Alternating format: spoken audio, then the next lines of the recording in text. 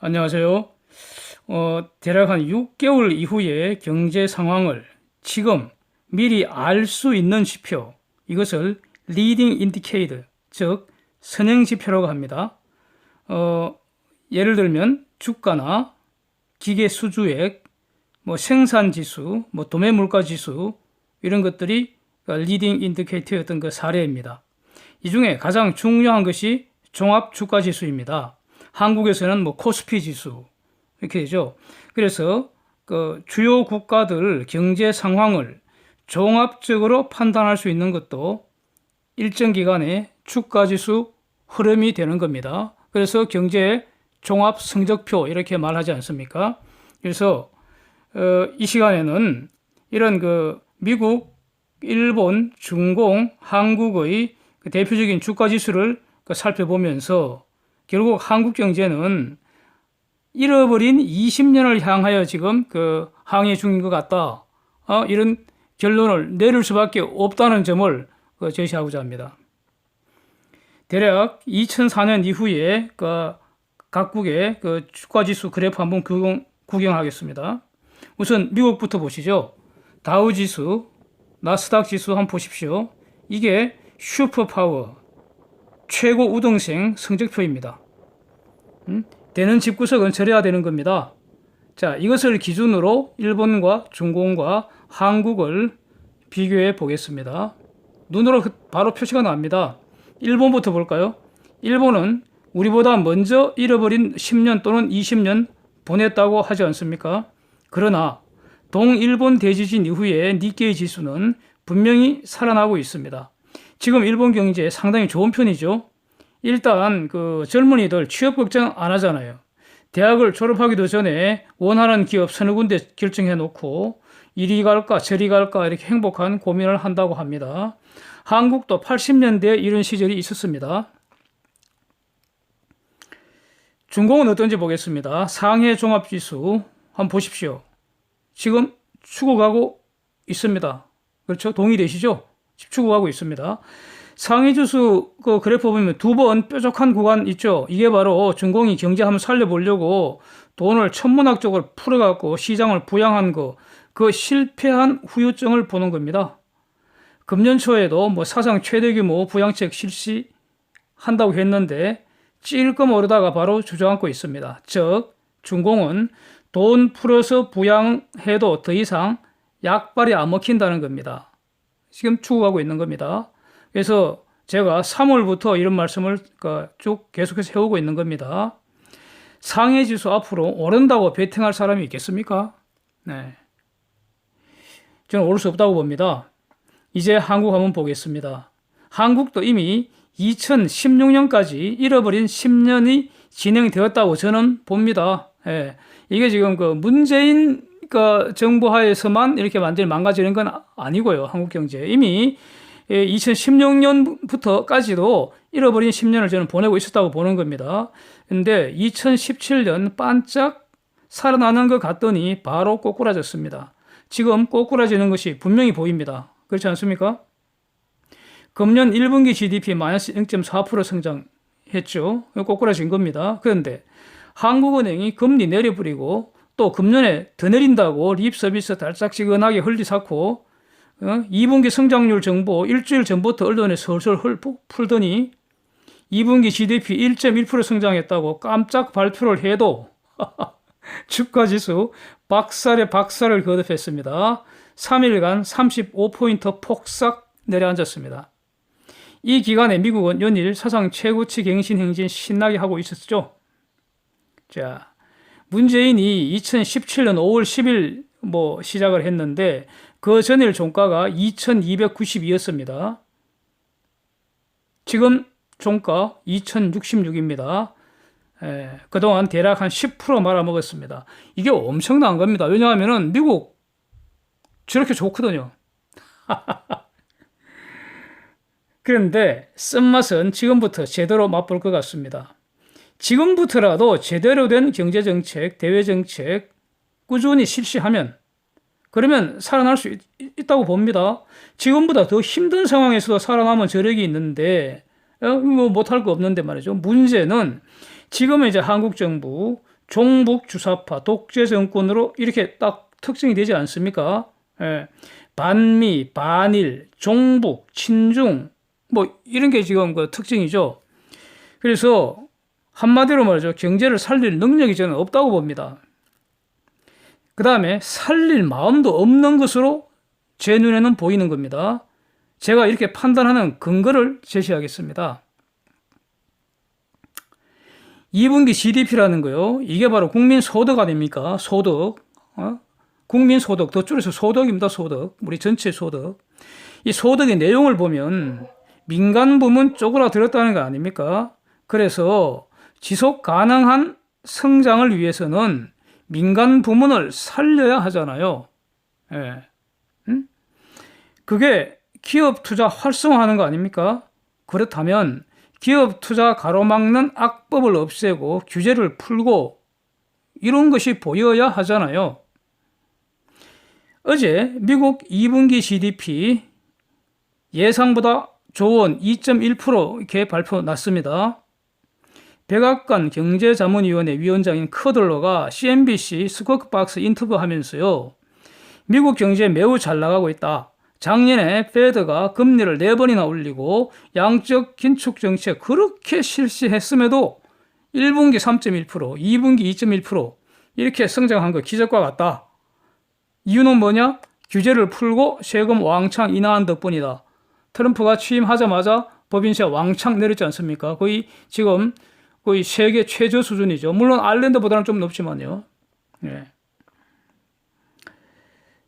커들러 이렇게 말하고 있는 겁니다. 사진을 확인해 보십시오. 예. 이 커들러가 얼마 전 미중 무역 협상 합의 없어도 금리 인하하고 이렇게 하면은 양적 완화하면은 하반기 이후에 3% 이상 성장 가능하다고 자신하는 그런 분입니다. 이 경제자문위원 위원장이라는 분이 아무 근거 없이 이런 말을 하겠습니까? 최고의 데이터, 최고의 인재들 또 총동원해서 수없이 시뮬레이션 해본 결론 아니겠습니까? 저는 그렇게 봅니다. 그런데 한국 정부가 어저께 기업 투자 활성화하겠다고 내놓은 내년도 세제 개편안 한번 보십시오. 지금 표 올리니까 한번 보십시오. 한시적 투자세액 공제 찔끔, 설비 투자자산 가속 상각 특례 찔끔 올려준다고 합니다. 하나만 하죠, 이거. 안 할 수는 없으니까 일하는 신용만 한 것으로 보입니다. 저거 전부 쓰레기입니다. 쓰레기. 세금 아깝습니다. 저거. 저런 거 한다고 저거 월급 주는 저것들 진짜 세금 아깝습니다. 가속상각? 그 효과 몇 푼 된다고. 어차피 다 감가상각 되는 건데 시간 지나면. 하나만 하는 겁니다. 안 한 거하고 똑같습니다. 저거는. 안 하겠다는 겁니다. 그러니까. 오히려 경제를 더 말아먹을 궁리만 하는 것 같습니다. 왜냐하면요. 올해부터 기업들 실적이 지금 확 나빠졌잖아요. 대표적으로 삼성전자 이익 규모 작년보다 반토막 났고요. 하이닉스 2분기 영업이익 작년 동기 대비 거의 10분의 1 토막입니다. 네. 영업이익 작년 2분기 6조 이익 영업이익 났다가 지금 6천억 되니까 10분의 1 토막 아닙니까? 이 두 회사가 작년에 낸 법인세만 17조 원 규모랍니다. 올해는 어떨까요? 간단히 계산을 해도 10조 이상 줄지 않겠습니까? 그러면 다른 기업들 이익이 늘어나서 이 삼성전자 하이닉스 이 빵꾸를 메울 상황이 지금 아니잖아요. 전체적으로 지금 다른 기업들도 원래부터 죽어가고 있었잖아요. 그런데 저 사람들은 지금 문재인 정부 주사파 저 사람들 말이죠. 지금 세금 빨아먹기에 혈안이 돼 있는 것 같아요. 그래서 개인들 소득세 정세할 국리 지금 연락이 하는 것 같습니다.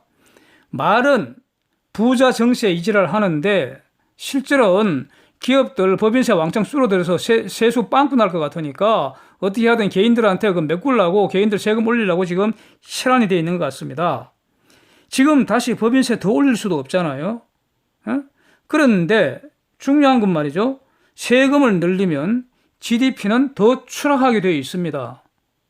이게 결국 세금을 늘리는 거, 세금이 바로 리키지라고 국민소득 순환 모형에서 누설에 해당되잖아요. 국민소득 순환 모형에 새로운 돈이 투입이 돼야지 순환되는 소득 규모가 늘어나지 돈이 빠져나가면 줄어든다고요. 돈 빠져나가는 게 바로 그 세금이라는 겁니다. 이게 바로 경제학의 센 기초입니다. 이거는 거의 법칙과 같아서 가령 30층 그 빌딩 위에서 떨어지면 죽는다는 것과 똑같은 그런 얘기예요. 팩트입니다. 자, 저 정도 대책으로는 기업들의 한국 탈출, 해외 이전 이 추세 돌릴 수 없다고 봅니다. 오히려 더 가속시킬 겁니다. 고비용 저효율 기업 적대적 한국에는 투자 안 하고 떠난다는 겁니다. 이게 문제라는 겁니다. 이걸 기업이 떠나지 않고 더 이상 떠나지 않고 떠나는 기업이 한국에 돌아올 수 있도록 해야지 이런 정책을 내놔야 한다는 겁니다. 그런데 하나도 없습니다. 아직 하는 것 같지도 않습니다. 그리고 할 마음이 없는 것 같습니다. 기업이 투자 안 하면은요 생산 없고 고용 없고 수출 없고 소득 없고 소비가 없는, 그래서 소득은 더 줄어드는 악순환이 점점 더 깊어지는 겁니다. 사업자가 근로자들 급여주고 세금 내고 정당하게 모은 재산을 죽고 나면은 내가 내 마음대로 처분할 수 있어야 하잖아요. 아닙니까? 내 재산 내가 처분할 수 있어야 내 것이라고 할 수 있잖아요. 그런데 지금은 뒤지고 나면 상속세 최고세율 65%, 그것도 현금으로 국가가 강탈해 갑니다. 이거 사실상 내 재산 내가 마음대로 처분 못하고 국유화한다는 겁니다. 이런 곳에 왜 투자합니까?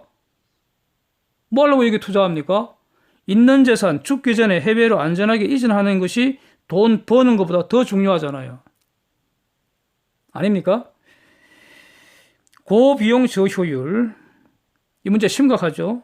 지금 각종 고율의 세금들 또 분담금들, 이미 사회주의화한 노동시장, 기업 적대시 문화 하나도 개선되는 것도 없고요. 또 개선할 노력도 안 보입니다. 그래서 한국 경제 아직도 희망은 없는 것 같다 이겁니다. 주가지수 조만간 2000선 깨져도 놀라서는 안 됩니다. 당연합니다. 그렇게 깨지는 게. 그렇다고 또 뭐 하염없이 내려가지는 않겠죠. 그래서 미국이 폭등하면 찔끔 오르고 미국 좀 내리면 한국은 우수수 꼬라박고 하염없이 오르락 내리락 하면서 박스권 하면서 그 박스권 상당히 낮아지는 이런 형태가 될 가능성이 지금 매우 높아 보입니다. 이걸 막으려면은 근본적으로 경제정책, 대외정책 이런 것들이 확 바뀌어야 한다는 겁니다. 그리고 지속적으로 바뀌고 추진돼야 한다는 겁니다. 그래서 어느 종목이 그럼 오르는가? 박스권이라면은요, 오르는 것도 있고 내리는 것도 있고 이래야지 박스권이 되잖아요. 모든 것이 내리면 박살나는 것이고요. 모든 것이 오르면 폭등하는 거고 이렇게 되는 거 아닙니까? 박스권이라는 것은 어떤 놈은 오르고 어떤 놈은 내리고 이렇게 돼야지 박스권이죠. 그래서 저는 이렇게 정리를 한다는 겁니다. 미래 리딩 산업의 글로벌 리딩 대기업들 한두 개 업종별로 한두 개 대표 선수만 오를 거고요. 특히 내수 종목들은 많이 힘들지 않을까? 저는 그렇게 본다는 겁니다. 오르는 놈만 오르고 내리는 놈은 계속 내리고, 그래서 장기 박스권에서 평균치 하락할 가능성이 높다고 봅니다. 그래서 저는 앞으로는 코스피 ETF 투자는 피해야 한다고 보는 것입니다. 제가 비교적 가장 먼저 제가 소개한 것 같은데요. 블룸버그 기사. 한때 아시아의 호랑이로 활력에 넘치다 한국 경제가 계집에 갇힌 개새끼 신세로 전락하고 있다는 이 보도 말입니다. 그 가장 큰 원인이 문재인의 사회주의 실험으로 경제가 망가지고 있다고 이 블룸버그 필자는 그렇게 해석을 했습니다. 다시 한번 상기시켜드리고 싶습니다. 경제를 살릴 수 있는 제대로 된 정책이 나오기를 고대하면서 앞으로도 냉철하게 주시하겠습니다. 오늘은 여기까지 하겠습니다. 함께해 주셔서 감사드립니다.